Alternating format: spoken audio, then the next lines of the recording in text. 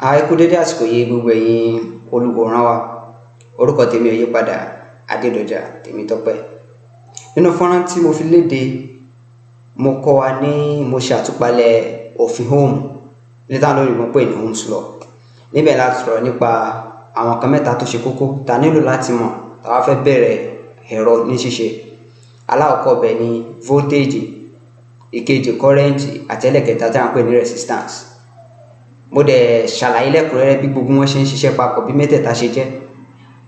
Lónìí wọ́n máa kọ́ wa lẹ́kùnrẹ́rẹ́ bí resistance ṣe ń ṣiṣẹ́ àti ohun tí a máa ń lò tí a ń pè ní resistor. Wọ́n sọ oríṣiríṣi resistor ta ní, wọ́n sọ bí a ti ń lò wọ́n, wọ́n sì sọ bí a ti ń dá wọn mọ̀. Ẹ máa bá mi ká lọ.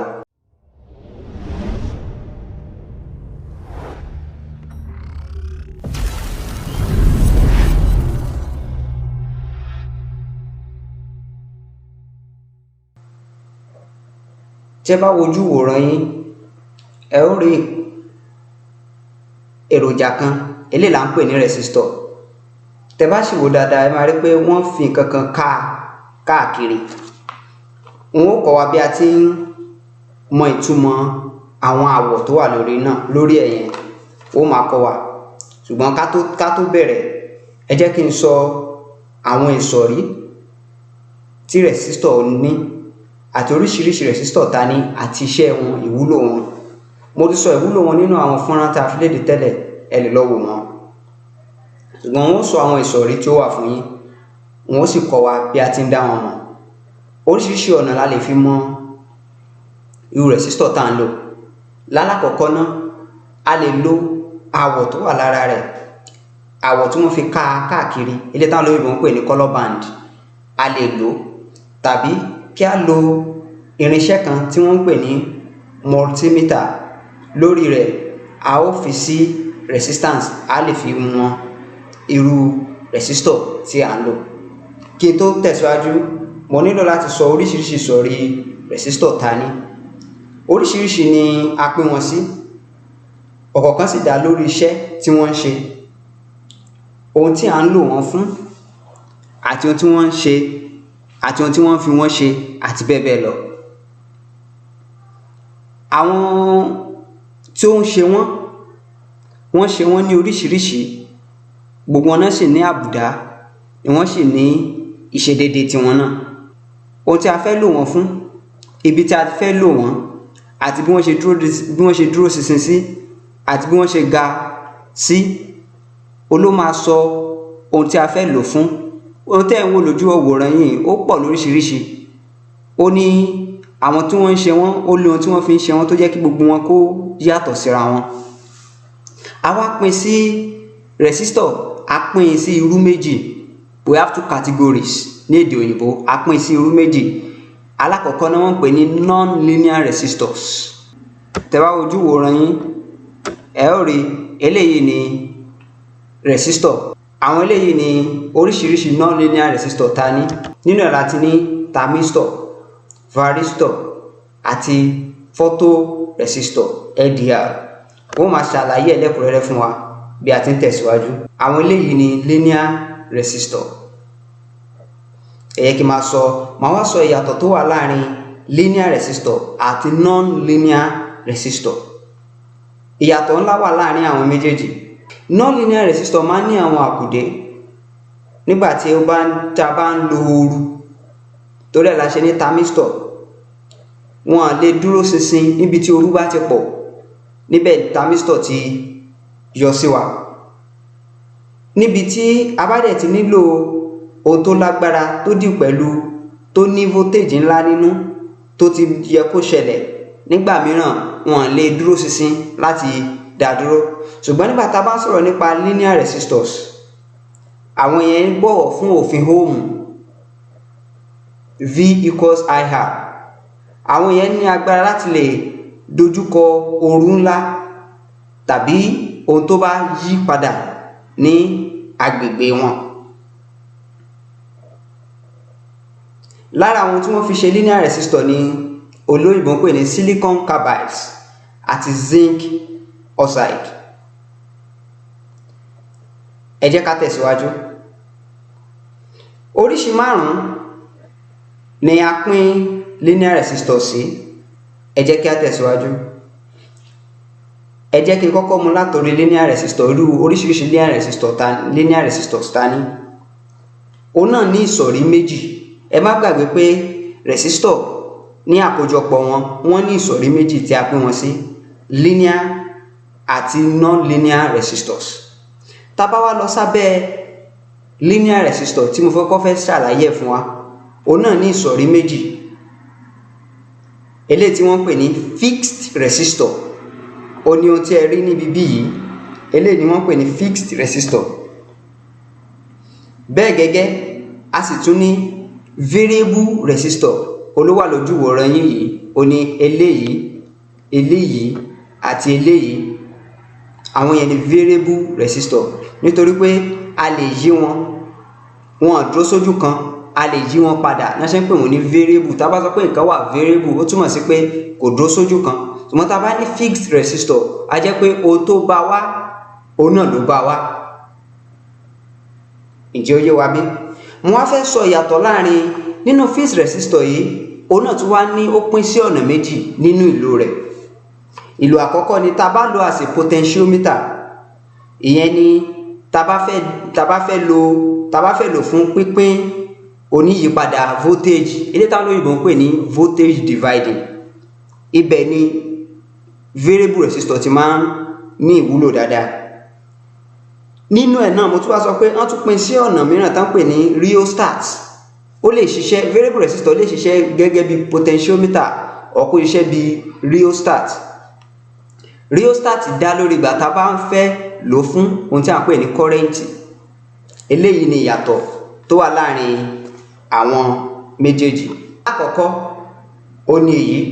Eléyìí tí wọ́n ń pè ní carbon composition resistor. Àwọn eléyìí ti pẹ́. Tẹ́ bá sì wo rí ẹ máa rí pé wọ́n fi àwọn àwọ̀ kan wọ́n fi ká yípo. Ẹlẹ́ẹ̀kejì lẹ́ ń wò yìí. Ó ní wọ́n pè ní wire wound resistors. Eléyìí ni oríṣi kejì fixed resistor tí a ní. Eléyìí ni ẹlẹ́kẹta, eléyìí tí a ń pè ní thin film resistor. Eléyìí lẹ máa rí jù. Òun náà ló wà ní iwájú wa.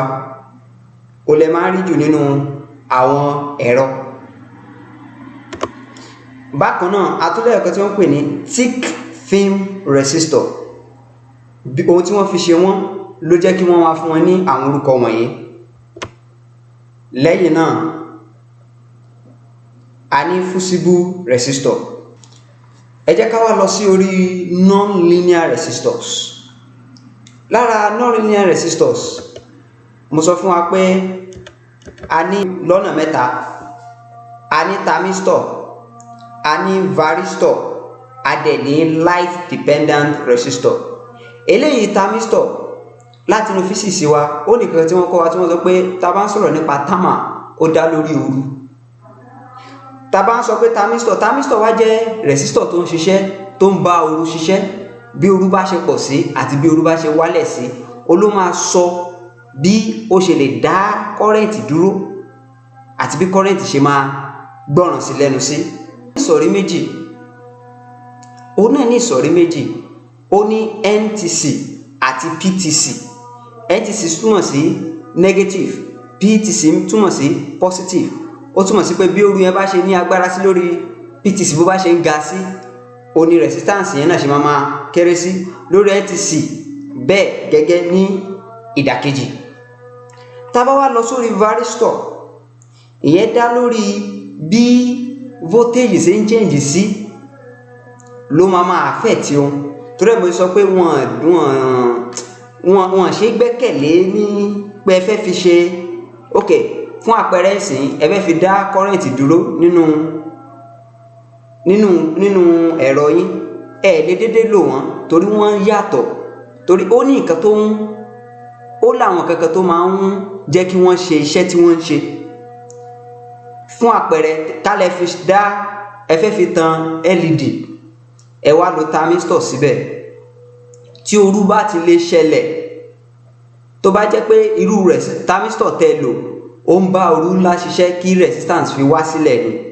Tẹ́ bá ti lè lò ọjọ́ tí ooru bá ti lè ṣẹlẹ̀ ẹ gbàgbé LED yẹn á jóná. Torí ẹ̀ wọ́n yìí déédéé lò wọ́n, ó ní àwọn iṣẹ́ tí à ń fi wọ́n ṣe. Ìyẹn làwọn olóyìnbó ń pè ní applications. Now tá bá sọ̀rọ̀ nípa varistor, òun dá lórí bí voltage ṣe ń yí padà sí, bóyá voltage pọ̀ ni àbó wálẹ̀. Tá bá ẹlẹ́kẹta tí mo mú wá ní LDR, òun náà pè ní light dependent resistor. Ìyẹn bá bí iná ṣe tàn sí ló bá ṣiṣẹ́. Ìyẹn náà pè ní light dependent, bí intensity iná yẹn bá ṣe rí ló máa sọ bí resistance ẹ̀ ṣe máa rí. Ǹjẹ́ ó yé wa? Fún àpẹẹrẹ ibi tá ti lè lò, ẹ jẹ́ kí fún alápẹẹrẹ ibi tá ti lè lò, ó ní tá bá fẹ́ ṣe street light, iná tá máa rí ní àdúgbò lálẹ́, ẹ máa rí tílẹ̀ bá ti ń ṣú, àwọn iná street kan, àwọn náà agbègbè kan wọ́n máa dédé tàn. Tó bá dẹ̀ tún ti dẹ̀ òwúrọ̀ wọ́n á tún pa. LDR yìí ni sensor tí wọ́n ń lò. Kí dẹ̀ ni bó ṣe ń ṣiṣẹ́? Tí òòrùn bá ti yọ, resistance ẹ̀ máa wálẹ̀. A lọ sọ fún microcontroller pé ok, òòrùn ti yọ. Tí ó bá dẹ̀ tún di alẹ́ tí ò sí òòrùn mọ́, tí ò sí iná mọ́, a tún lọ sọ microcontroller pé ó dà pé kò tún sí iná mọ́. Nítorí ẹ̀ olóòtú jẹ́ kí wọ́n ní ìwúlò lóríṣiríṣi. Thermistor, ibi tí a ti lè lò, orí bí tá bá fẹ́ mọ̀ bóyá ooru ti ń mú àbí òtútù ń mú. Nínú a lè lò, wọ́n máa ń lò nínú ọkọ̀ bí àpẹẹrẹ. Táìmù tí ooru bá mú, AC ń lè tàn fúnra ẹ̀. Tó bá dẹ̀ ti kó tútù tún ti mú, tó bá tún ti ń pọ̀ dé ibi kan táwọn olóyìnbó pè ní threshold, ibi tẹ́ fi sí gbèdéke, ibi tẹ́ fi sí fúnra ẹ̀ á tún pa. Bí thermistor ṣe ní ẹ̀. Varistor náà the same thing. Bákan náà ni varistor ṣe ń ṣiṣẹ́. Ẹ má bínú. Òun dá lórí bí voltage bá ṣe ń lọ sókè lọ sílẹ̀ sí. Ǹjẹ́ ó yé wa? Non-linear resistors náà àtúnlẹ̀ ọ̀kan tí wọ́n pè ní surface mount. Ó ní èyí. This is surface mount resistor. Ó láwọn tí wọ́n fi nǹkan káyè. Tẹ̀báwò eléyìí ní LDR, light dependent. Ní báyìí mo fẹ́ kọ́ wa bí a ti ń dá resistor mọ̀ pẹ̀lú àwọ̀ àti kóòdù wọn. Tí ẹ bá wo àwòrán yìí dáadáa, ẹ máa rí pé oríṣiríṣi ni àwọn linear resistors yìí náà. Mo ti ṣàlàyé ẹ̀ fún wa tẹ́lẹ̀. Àwọn kan wà tó jẹ́ pé ìdè mẹ́rin ni wọ́n ní. Àwọn kan wọ́n ní ìdè márùn-ún. Àwọn kan ní ìdè mẹ́fà. Eléyìí tẹ́ máa rí jùlọ ní gbogbo ìgbà, ó ní onídè mẹ́rin àti onídè márùn-ún. Tó bá yá ẹ ó máa rí àwọn onídè mẹ́fà. Lórí ìdè mẹ́rin, ìdè àkọ́kọ́ ó ní èyí, ìdè kíní lèyí, eléyìí ni ìdè kejì. Tó bá jẹ́ onídè márùn-ún ni, èyí ni ìdè àkọ́kọ́, èyí ni ìdè kejì, èyí ni ìdè kẹta. Tẹ́ bá sì wò dáadáa, ẹ rí wípé gbogbo wọn ló ní àwọ̀ tí wọ́n fi ká wọn. Gbogbo wọn ni wọ́n ní oríṣiríṣi àwọ̀ tí wọ́n fi ká wọn. Wọ́n fi ọ̀kan hàn wá tí a bá ti débi tí mo ti fẹ́ fi ṣe àpẹẹrẹ dáadáa. Tá bá wo ojúwòrán wa yìí dáadáa, ẹ ó rí wípé kóòdù onídè mẹ́rin ó ní èyí, kóòdù onídè márùn-ún ó ní àwọn èyí, àti àwọn kóòdù onídè mẹ́fà ó ní àwọn eléyìí. Tẹ́ bá sì wò dáadáa, àwọ̀ oníkálukú, ẹ já wo ìsàlẹ̀ mi bí yìí, ẹ máa rí pé oríṣiríṣi àwọ̀ ló wà ńbẹ̀. A ní àwọ̀ dúdú, a ní àwọ̀ brown, a ní àwọ̀ pupa, a ní àwọ̀ ọsàn, a ní àwọ̀ yellow, a ní àwọ̀ ewé, a ní àwọ̀ búlù, a ní àwọ̀ omi aró, a dẹ̀ ní àwọ̀ eérú àti àwọ̀ funfun. Ìyẹn ni wọ́n fi máa ń ká ìdè kíní, ilé táwọn olóyìnbó pè ní first band. Ilé tó bá jẹ́ ìdè mẹ́rin, ẹ ó rí ìdè kíní, ìdè kejì. Ẹ máa wá rí nǹkan tí wọ́n pè ní onísọdi púpọ̀ eléyìí táwọn olóyìnbó ń pè ní multiplier àti ẹlẹ́ẹ̀kẹrin á wá jẹ́ ìfaradà eléyìí táwọn olóyìnbó ń pè ní tolerance. ẹ jẹ́ kí a farabalẹ̀ kó lè yé wa yékéyéké. eléyìí tó bá jẹ́ ìdè márùn-ún á ní ìdè kìíní. ẹ jẹ́ kí n fi yé wa dáadáa. ìdè méjì tó pin sí òpin eléyìí tí wọn olóyìnbó ń pè ní last two bands. ṣé mọ̀ tẹ́ bá ní ìdè mẹ́rin á jẹ́ ìdè kìíní, ìdè kejì, ìdè kẹta, ìdè kẹrin. tó bá jẹ́ ìdè mẹ́rin ni ìdè méjì tó pin sí òpin méjèèjì yẹn ó ní iṣẹ́ pàtàkì tí wọ́n ń ṣe ní orí ìdè mẹ́rin àti ìdè márùn. tó bá jẹ́ ìdè mẹ́fà ní mẹ́ta tó kẹ́yìn ò lè máa lò.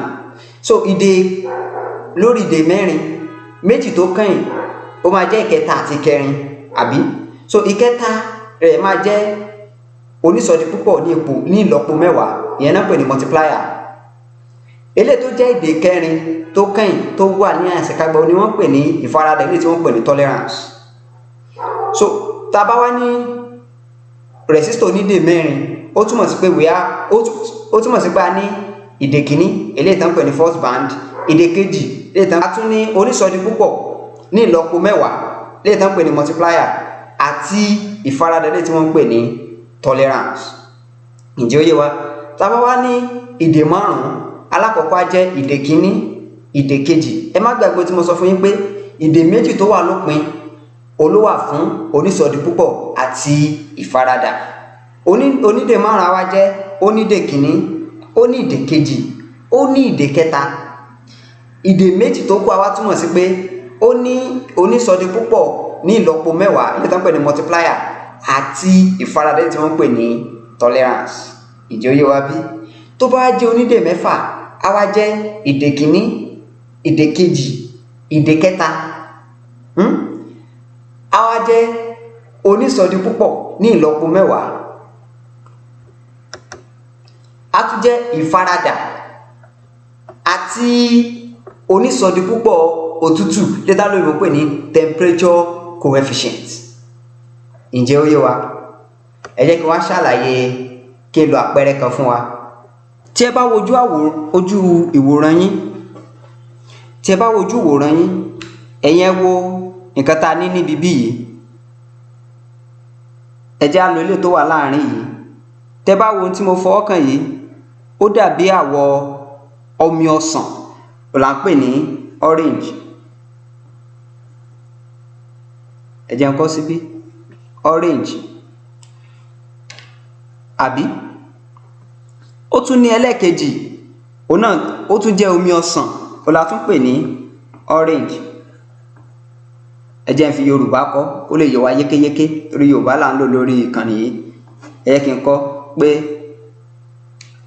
alákọ̀ọ́kọ́ níbí tẹ̀rí níbi bí yìí kí lélẹ̀ àwọ̀ ọsàn ló wà ń bẹ̀. ẹlẹ́ẹ̀kejì eléyìí tí wọ́n fi ka lẹ́lẹ́ẹ̀kejì kí ló wà ń bẹ̀? àwọ̀ ọsàn. ǹjẹ́ ẹ rí bí? ẹlẹ́ẹ̀kẹta eléyìí là ń pè ní 3 bands. eléyìí dàbí àwọ̀ brown, so àwọ̀ brown. tẹ́ bá wá rí ẹlẹ́ẹ̀kẹrin yìí, ẹ̀yin wò dáadáa, ó dàbí àwọ̀ góòlù, àwọ̀ wúrà. ẹ ṣeun, àwọ̀ wúrà. tá bá wá wò dáadáa, eléyìí jẹ́ ìdè kìíní eléyìí tán pè ní first band, eléyìí jẹ́ ìdè kejì eléyìí tán pè ní second band, eléyìí jẹ́ ìdè kẹta eléyìí tán pè ní third band, eléyìí jẹ́ ìdè kẹrin eléyìí tí wọ́n ń pè ní fourth band. tẹ́ bá wo kíni dáadáa máa rí pé ìdè mẹ́rin lóde tí wọ́n sì ní àwọ̀ tiwọn.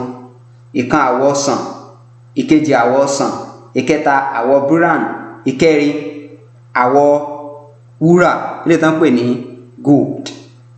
tẹ́ bá wò dáadáa, ẹ jẹ́ ká wá wo ohun tí wọ́n túmọ̀ sí.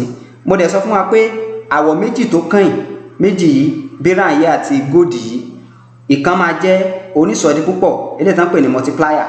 onísọdi púpọ̀ ní eléyìí multiplier. by onísọ̀rí púpọ̀ ní ìlọ́po mẹ́wàá jẹ́ pé multiplier by 10 times 10. Eléyìí wá jẹ́ ìfaradà, eléyìí tán pè ní tolerance. Ìfaradà ní ìkẹrin. So tá bá wò dáadáa báyìí, eléyìí tó jẹ́ oní àkámọ́ mẹ́rin yìí, 4 bands yìí, ẹ jẹ́ kí n wá lọ wo tébù tí mo ti pèsè fún wa. Tébù tí mo pèsè fún wa leléyìí. Fúnra mi ni mo ṣe kó lè yé wa yékéyéké. Lálákọ̀ọ́kọ́ náà, tẹ́ bá wo alákọ̀ọ́kọ́ ń bí ní àwọn ìdè kìíní, ìdè àkọ́kọ́ eléyìí tí wọ́n pè ní first band, gbogbo àwọ̀ tó wà níbi bí yìí, àwọ̀ dúdú, àwọ̀ brown, àwọ̀ pupa, àwọ̀ ọsàn, àwọ̀ yellow, àwọ̀ ewé, àwọ̀ búlúù, àwọ̀ omi aró, àwọ̀ aró, àwọ̀ eérú àti àwọ̀ funfun. Tẹ́ bá wò dáadáa, gbogbo wọn ni wọ́n ní nǹkan ní iwájú wọn, àwọn nọ́mbà kan wà ní iwájú wọn. Tẹ́ bá wo àwọ̀ dúdú, òdo ni ìtóní, àwọ̀ brown ẹyọ̀kan, àwọ̀ pupa méjì, àwọ̀ ọsàn mẹ́ta, àwọ̀ yellow mẹ́rin, àwọ̀ ewé márùn-ún, àwọ̀ búlúù mẹ́fà, àwọ̀ aró méje, àwọ̀ eérú mẹ́jọ, àwọ̀ funfun mẹ́sàn-án. Ìtumọ̀ eléyìí ni pé gbogbo bí tẹ́ bá ti rí àwọ̀ dúdú, ẹ máa kà sí pé òfo ló ní. Gbogbo bí tẹ́ bá ti rí àwọ̀ brown, ẹ máa kà sí pé ẹyọ̀kan ló ní. Gbogbo tẹ́ bá ti rí àwọ̀ pupa, ó túmọ̀ sí pé méjì ni. Tẹ́ bá ti rí ọsàn mẹ́ta, yellow mẹ́rin àti bẹ́ẹ̀ bẹ́ẹ̀ lọ. Ẹ jẹ́ ká wá lo àpẹẹrẹ tá a ní nílẹ̀. Tẹ́ bá dẹ̀ wò kejì náà, ẹ wo ìdè kejì, ó fara pẹ́ ìdè kìíní, ìdè kẹta ó fara pẹ́ ìdè kìíní. Gbogbo àwọn àwọ̀ yẹn ni wọ́n ní ìtumọ̀, ni wọ́n ní nọ́mbà tó wà ní iwájú wọn.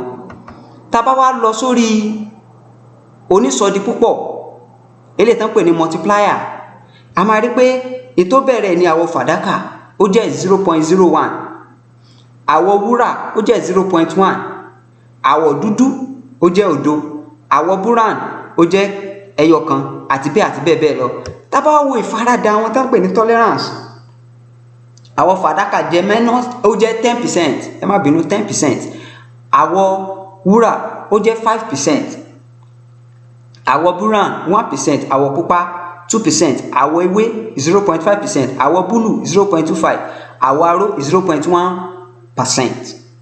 Tẹ́ bá wá wo olùsọ̀rí púpọ̀ òtútù tán pè ní temperature coefficient, àwọn àwọ̀ brown ó jẹ́ ẹyọ̀kan, àwọ̀ pupa ó jẹ́ méjì, àwọ̀ ọsàn ó jẹ́ mẹ́ta, àwọ̀ yellow ó jẹ́ mẹ́rin. Gbogbo tí mò ń kà yìí ó lè má ti yé wa bá, ṣùgbọ́n wọ́n ṣàpẹẹrẹ fún wa dáadáa. Tá bá wá, ẹ má jẹ́ àgbàgbé pàǹdù resistor kan lọ́wọ́. Tẹ́ bá wò dáadáa, mo kọ àwọ̀ mẹ́rin jáde níbẹ̀. Ní báyìí a máa nílò àwọn àwọ̀ yìí, àwọn kóòdù yìí. Ní tí mo kọ àwọ̀ ọsàn lọ́nà méjì. Ẹ má tẹ̀ jẹ́ ká gbàgbé pé òun jẹ́ báǹdì mẹ́rin, eléyìí tán pè ní 4 bands. Òun jẹ́ oní ìdè mẹ́rin. Mo wá sọ fún wa pé nínú ìdè mẹ́rin yẹn o, méjì àkọ́kọ́ ó dá dúró, méjì tó kù, ìkan jẹ́ onísọ̀rí púpọ̀ tán pè ní multiplier, ìkan sì jẹ́ onífaradà tí wọ́n pè ní tolerance ẹ̀. Ẹ jẹ́ kí wọ́n á ṣe fún wa. Tá bá wo bí dáadáa, ọsàn, nǹkan ọsàn níbi bí yìí ó fún wa ní kóòdù 3 mẹ́ta.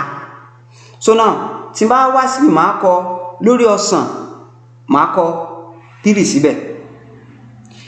Ìgbà tí mo tún wo ìdè kejì, òun náà tún jẹ́ àwọ̀ ọsàn, màá tún kọ 3. Ẹ má gbàgbé pé mo sọ fún wa pé méjì tó kù, ìkan jẹ́ onísọ̀rí púpọ̀ ní ìlọ́po mẹ́wàá, that's times 10. Ìkẹrin á wá jẹ́ ìfaradà tolerance. Báwo lóyìn bó ṣe wá ń ṣe ni pé eléyìí tó wá jẹ́ àwọ̀ bírà yẹn, ẹ wá lọ wò ó ní orí ìfaradà. Ẹ máa lọ sí orí ìfaradà, ẹ jẹ́ kí n fi ìfaradà hàn wá. Lórí ìfaradà báyìí, àwa ní àwọ̀ bíràn kí ló wà ńbẹ̀ ó jẹ́ ẹyọ kan ǹjẹ́ ó yé wa so àwa jẹ́ times 10 raised to power 1 ká ní pé ọsàn náà ló wà ńbẹ̀ àwọ̀ ọsàn ló wà ńbẹ̀ á jẹ́ times 10 raised to power 3 ṣùgbọ́n torí pé ó jẹ́ àwọ̀ brown tẹ́ bá wo kóòdù tó wà lórí ẹ̀ ń bí ẹyọ kan ni so àwa jẹ́ multiply àwa jẹ́ times 10 raised to power 1 torí ìsọjí púpọ̀ ni ní ìlọ́po mẹ́wàá ǹjẹ́ ó yé wa bí times 10 raised to power 1 ǹjẹ́ ó yé wa bí so ẹlẹ́kẹrin wa jẹ́ eléyìí tá ń pè ní farada ilé tolerance ó jẹ́ àwọ̀ wúrà ìyẹn dẹ̀ fún wa ní 5% a máa kọ síbẹ̀ pé plus or minus 5%. ẹ jẹ́ kí n gbé kámẹ́rà sí ojú ẹ̀ dáadáa ẹ má bínú pé ó dorí kodò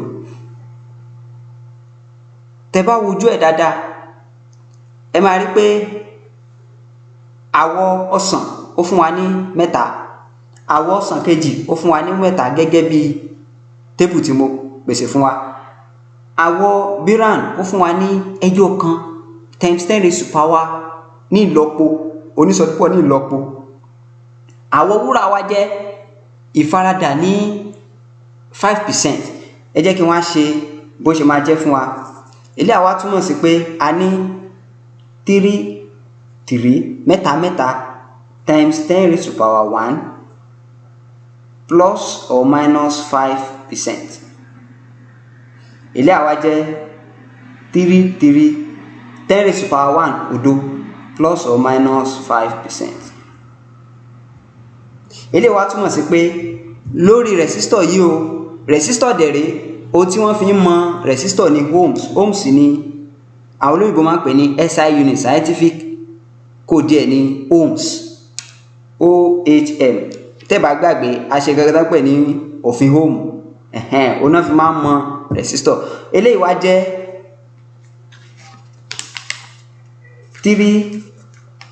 330 ohms plus or minus 5%. eléyìí plus or minus 5% yìí náà ní ìtumọ̀ ẹni pé tẹ́ bá fi multimeter wọ́n ó ṣeéṣe kó fún yín ní láti 325 to 335 tá bá sọ pé a yọ 5 kúrò nínú 330 á fún wa ní 325 ìtumọ̀ ẹni minus 5%. tá bá sọ pé a wá hàdí àṣírò 5 mọ́ ó máa fún wa ní 335 ìtumọ̀ ẹni pé tẹ́ bá fi nǹkan wọ́n tẹ́ wọ́n tí resistor yín sì dáa ó gbọ́dọ̀ fún yín ní range láti 325 sí 335 ṣùgbọ́n lábẹ́ ohun tó yẹ kó jẹ́ 330 ló yẹ kó jẹ́ ǹjẹ́ ó yé wa bí bẹ́ẹ̀ la ṣe ń mọ resistor band. bákan náà mo ní resistor míì níbi bí yìí ẹ lè má rí ok a máa rí tẹ́ bá wo orí ẹ̀ dáadáa jẹ́ kí n sún ká lo ibi tó tuntun tẹ́ bá wò dáadáa ẹ máa rí pé ó ní àwọ̀ biran àbí bẹ́ẹ̀ gẹ́gẹ́ ló ní àwọ̀ dúdú àwọ̀ brown tẹ́ bá tún wò ó ní àwọ̀ ewé eléyìí tán pè ní green bákan náà ló ní èlò tó ka ní ẹlẹ́kẹrin ẹ̀rin ìkẹrin ẹ̀ ó jẹ́ àwọ̀ wúrà tá bá wò ní báyìí ẹ jẹ́ kí wọ́n á ṣe bó ṣe máa jẹ́ fún wa tá bá tẹ́ bá gbàgbé tébù tí mo pèsè fún wa tí mo bá design àwọ̀ biran ó máa fún wa ní àmì kan àbí àwọ̀ dúdú á fún wa ní kíni òdo ẹ jẹ́ kí n fi hàn wá báwo dáadáa máa rí pé àwọ̀ brown ó ní ẹyọ kan ó lè léyìí ẹyọ kan àwọ̀ brown ní ẹyọ kan ó lè léyìí bí àwọ̀ brown lélẹ̀ ó fún wa lẹ́yọ kan tẹ́ bá dẹ̀ wò mo sọ pé a tún ní àwọ̀ dúdú ìyẹn ni ó fún wa ní òdo a kọ síbẹ̀ àwọ̀ ewé ó jẹ́ 5 ẹ má dẹ̀ gbàgbé pé onísọdí púpọ̀ ni á jẹ́ times 10 raised to power 5 ìyẹn ni onísọ̀dí púpọ̀. 5 ni kíní ẹ̀ dálé olè ń wò bíbí yìí. 5 ó ní àwọ̀ ewé. So tá bá sọ pé àwọ̀ wúrà, ìyẹn ni ìfaradà tán pè ní tolerance 5%. Ìjòyè wa bí? Mo fẹ́ ká wò dáadáa. Ẹ̀yẹ máa wò. So ẹ jẹ́ ká wá ṣe ohun tó túmọ̀ sí. Àwọ̀ bíràn ẹyọ̀kan, àwọ̀ dúdú òdo. Ìka ohun tó ka ní ẹlẹ́kẹrin ó jẹ́ times 10 raised to power 5 àbí plus or minus 5%. Ní báyìí jẹ́ ká wo ohun tó túmọ̀ sí 1 0 òdo 5 àbí 1 2 3 4 5 plus or minus 5%. Ìjẹ́ a rí dáadáa bí? Ẹ jẹ́ ká wá pín.